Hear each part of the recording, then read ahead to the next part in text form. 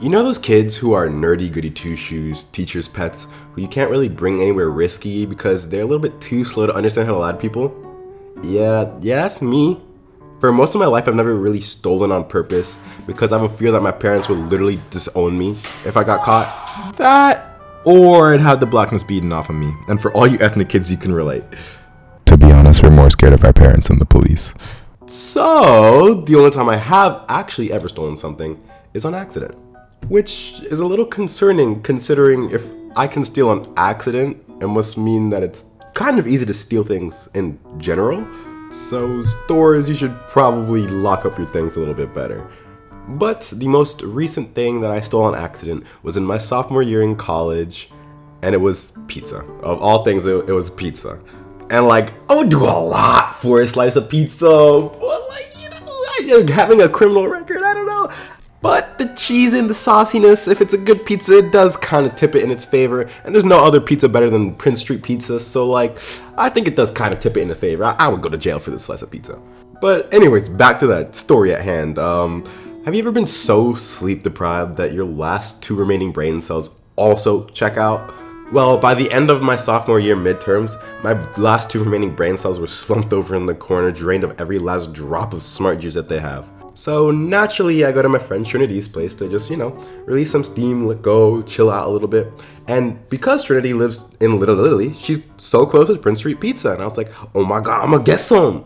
So my mangled corpse of a sleep-deprived self manages to get to the restaurant and spends probably a good 2 minutes ordering 2 slices of pepperoni pizza. And when I say it was a painful 2 minutes, it was a painful 2 minutes. It was literally 2 minutes of, can I get you know that those that are really good? Let me get one of those ones, please.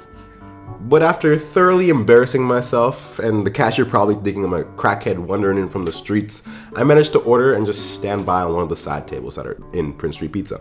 Now, the thing about Prince Street Pizza is that you pay before you get the food, and they're 2 different people who handle those transactions.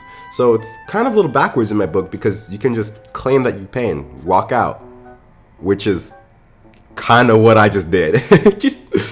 Now, don't get me wrong. I do not condone my actions and do not condone anybody who even tries to attempt to do this. But let's do a simple math equation now. Come on with me. Extreme hunger plus food in hand plus a sprinkle of sleep deprivation equals last 2 brain cells thinking, it is time to eat, it is time to eat. So my brain working on negative efficiency kind of just walks out of the store and forgets to pay. And it wasn't really until I was nearly 2 blocks away that I forgot I hadn't paid for it. And because I'm kind of an extremely awkward individual and couldn't think of a way of going back in there that didn't have me die of sheer awkwardness, I kind of just continued on my way. And this, in hindsight, is probably what I should not have done. But the next time I went there, I gave them a really large tip. So please, especially if it's in a small restaurant, do not steal. I do not condone it. I do not condone my actions. But I thought it was a funny story, and I hope you all enjoyed it. So, thank you. Peace.